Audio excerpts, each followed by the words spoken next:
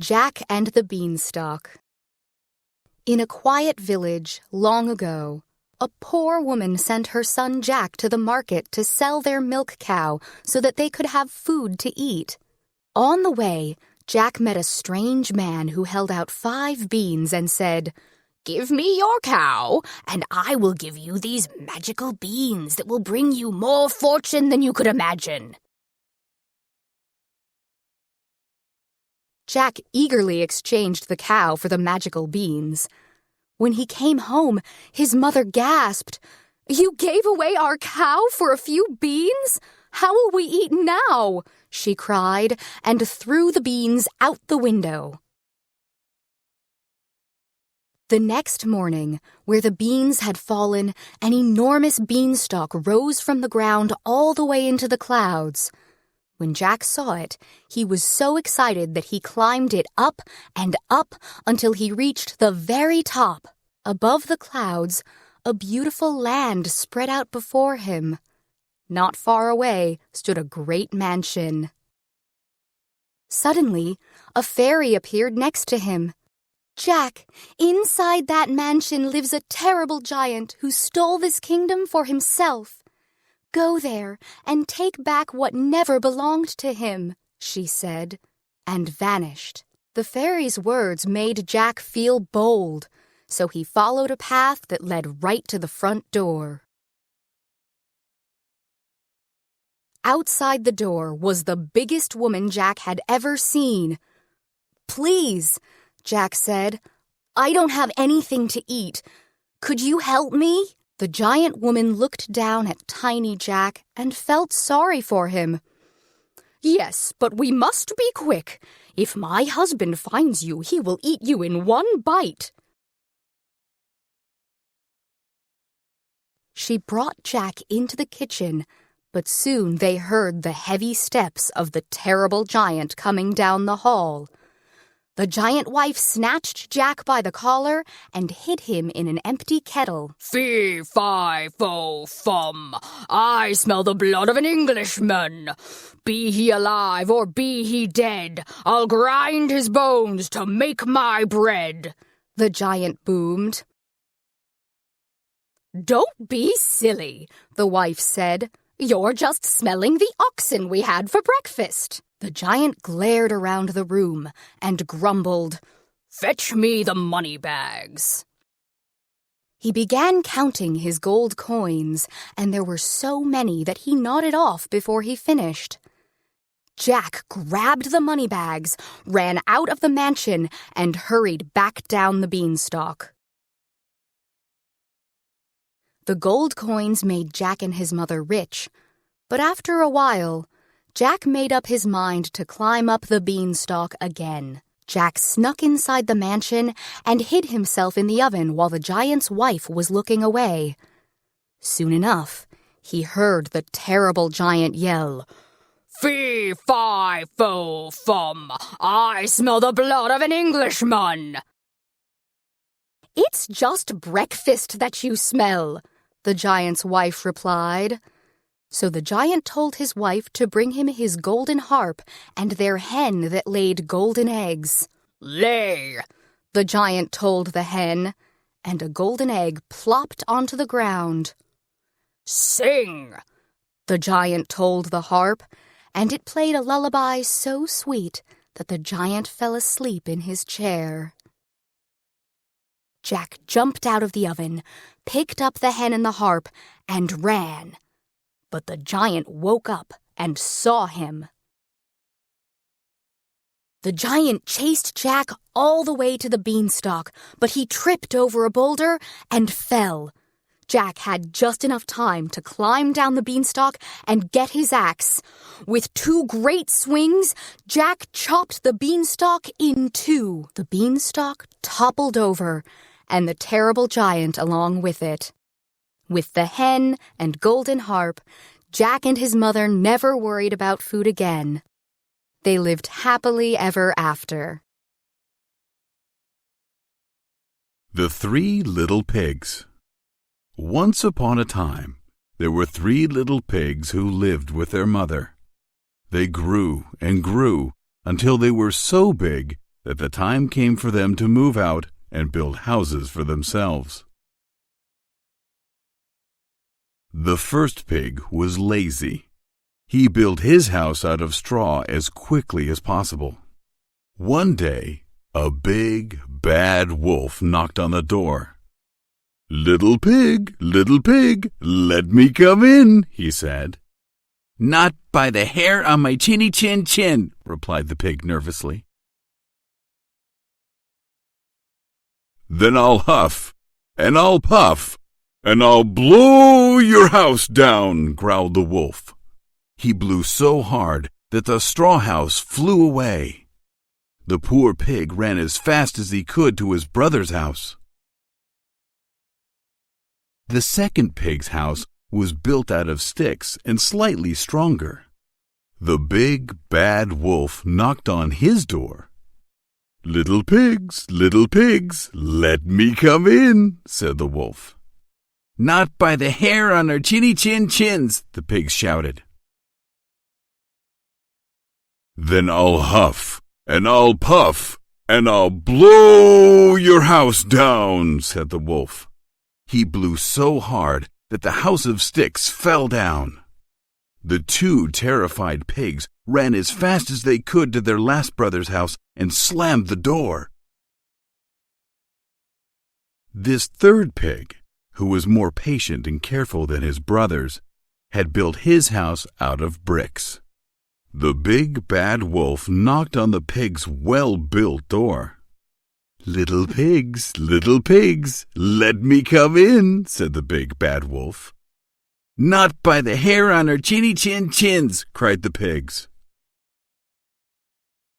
"Then I'll huff, and I'll puff, and I'll blow your house down," said the wolf. Then he blew with all his might. He huffed, and he puffed, and he puffed, and he huffed, but he couldn't blow the house down. He was a sly old wolf, and he decided to find another way in. He climbed onto the roof to sneak in through the chimney. Little did he know that there was a pot of hot water waiting for him at the bottom. "Yow!" the wolf yelled as he fell into the water. He ran for the forest, and he never, ever bothered the three little pigs again.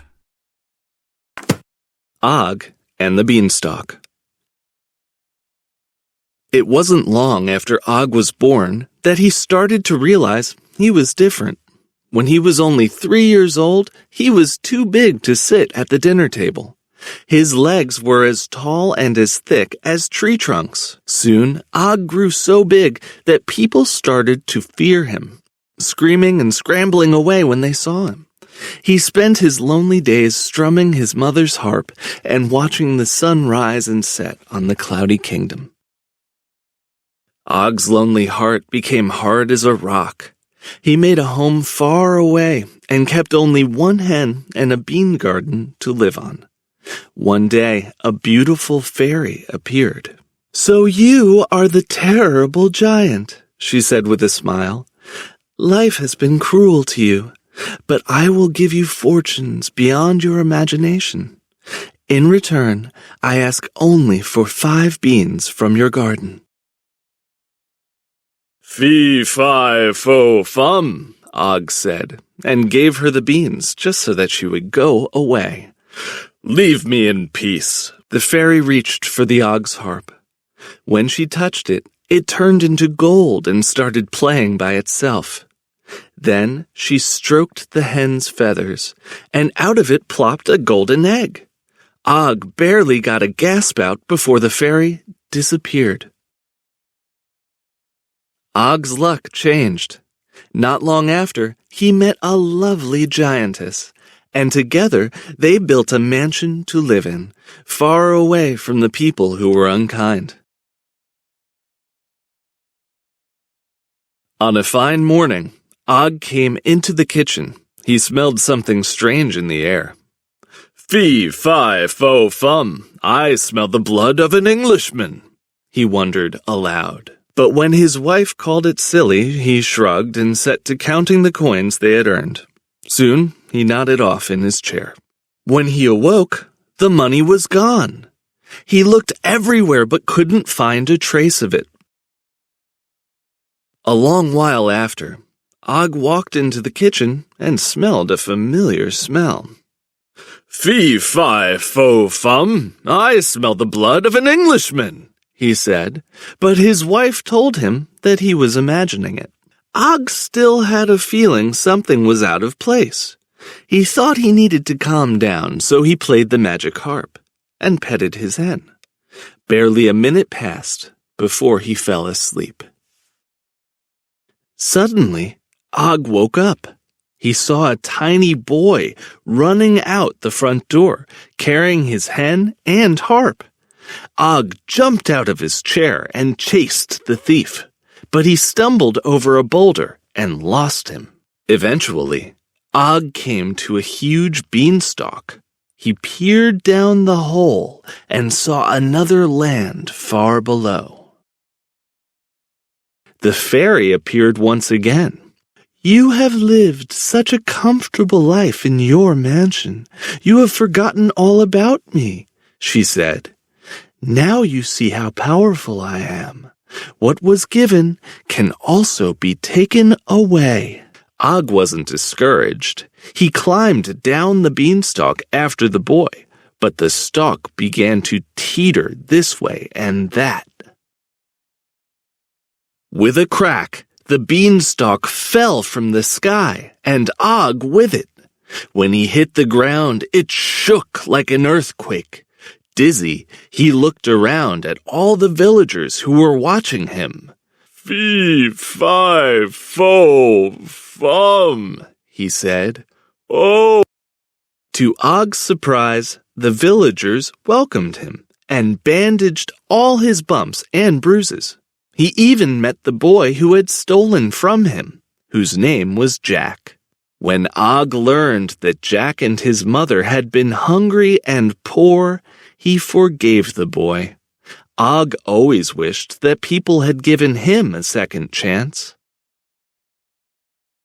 Og planted a few of the beans that he had kept in his pocket, and soon people from both lands climbed the beanstalk to and fro. Neither Og nor Jack saw the fairy again, and stayed good friends to the end of their days, and they all lived happily ever after.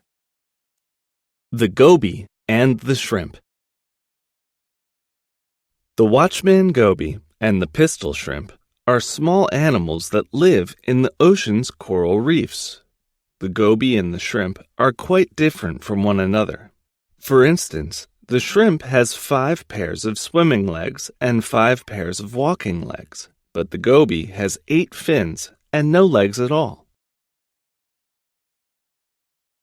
The pistol shrimp gets its name because it has one big snapping claw that shoots out a burst of bubbles to stun predators. Pistol shrimp only grow to 2 inches long, but they are one of the loudest animals in the ocean. The shrimp is excellent at digging burrows and never seems to run out of energy. However, the shrimp also has bad eyesight and is nearly blind, so it's dangerous for the shrimp to leave its burrow home. The Goby, on the other hand, can see just fine and happens to like living in burrows as much as the pistol shrimp does. So, the shrimp and the watchman Goby make a deal. The Goby becomes the shrimp's eyes and protection, and the Goby gets to live in the burrow with a very peppy housekeeper. The two animals work together every day to survive. The shrimp is always building and rebuilding the burrow so that it won't fill up with sand. When the shrimp goes out to eat or tidy up, the Goby comes along to watch out for predators. As the shrimp gathers food, It stays close enough to the goby that its antenna is always touching the goby's tail. When the goby sees danger, it shivers its tail and both of them retreat back into the burrow. And if the shrimp wanders off and gets lost, the goby will go out and guide the shrimp all the way back to their home. Pistol shrimp and goby fish cooperate because together they can have a better and longer life. This kind of relationship is called symbiosis. But they aren't the only animals that show symbiosis. In South America, a bird called a cattle tyrant's favorite thing to eat are insects that pester the capybara. The cattle tyrant gets a snack and a ride on the capybara's back, and the capybara has someone around to keep away the pests.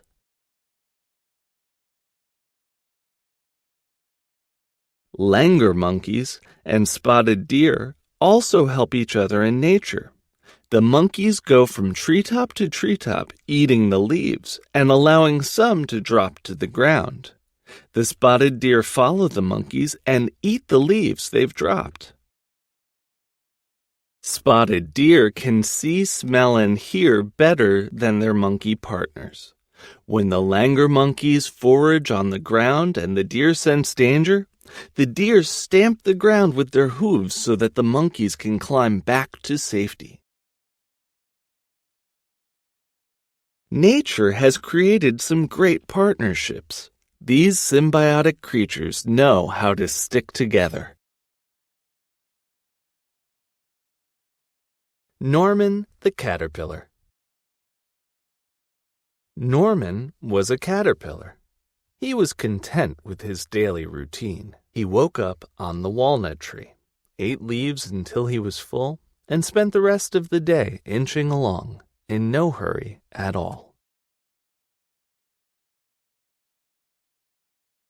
The world around him always moved so fast. The bees brought nectar to their hive and stung when they were bothered. Chipmunks ran after each other and dug holes. Just the sight of it wore Norman out. "Well, I like my life just the way it is. I don't ever want it to change," he said. One morning he met a worm named Sid. Sid moved slowly and carefully too, so Norman thought he understood him. "All this hubbub is so awful, isn't it?" said Norman. "I think it's splendid," said Sid. "Bees must have such a lovely view." Norman frowned and crept back to the walnut tree. Norman lay down and hid under a fallen leaf.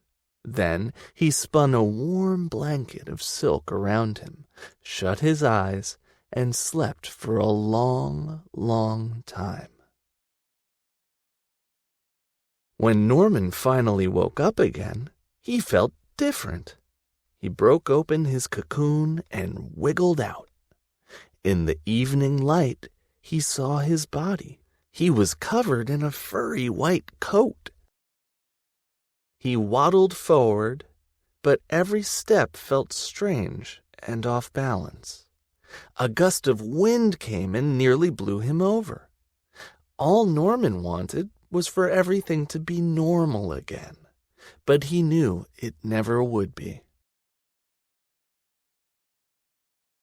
Sid heard Norman's crying and found him perched on a rock. "Sid, it's me, Norman. I fell asleep and now everything is wrong," Norman wept. "I wish this had never happened." Sid spoke in a gentle voice. "You can't stop change from happening. Even the tall walnut tree must let go of all its leaves when winter comes. And the walnut tree was once a seed that changed and it grew into a sapling. But I don't know what to do," said Norman. Sid gave Norman a big smile. "You've been asleep for a long time. Maybe if you stretch a little, you'll feel better." So Norman took a deep breath and stretched.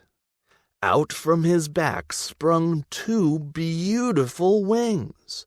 The moon shone down through the branches of the walnut tree, and Norman felt light as a feather. Sid slid out of the way as Norman spread out his wings and flew into the night sky. "Oh, this is more wonderful than I ever imagined," Norman shouted. Then he dove down and swept Sid off the ground so that they could share the starry view together. The Platypus. On a warm spring day, a little platypus hatched from his cozy egg. The world was loud. He heard cows mooing, sheep bleating, and the peep, peep, peep of newborn ducklings as they stumbled out of their eggs. The little platypus looked down at himself. He came out of an egg just like the ducklings. That was the same. They both had bills. That was the same too. But the ducklings had feathers, and he had fur. The platypus was different. "This isn't my family," he thought. "I need to find others like me." So he set out to do just that. First, he saw a river and two beavers hurrying about, building a home out of sticks. The platypus was brown, and the beavers were brown. That was the same. And the beavers had big, flat tails, just like he did. But the beavers had teeth, and he did not. The platypus was different. Down the river, otters played and splashed. They floated on their backs, eating clams. The platypus swam out to meet them. "I've never seen anything like you," an otter said. "You're a very good swimmer, just like us, and your feet look like ours." The otter and the platypus put their feet together. They were both webbed and sharp. But the otter's face had a round nose and whiskers that tickled and twitched when he talked. The platypus was different. The platypus traveled around the world looking for his family. He made many friends along the way. A few animals were like him in some ways, but none were completely the same. The platypus felt lonely, and he was ready to give up on his search. He sat down near a stream. Then he heard a splash. He dove into the stream with the rest of his platypus family. He finally felt at home.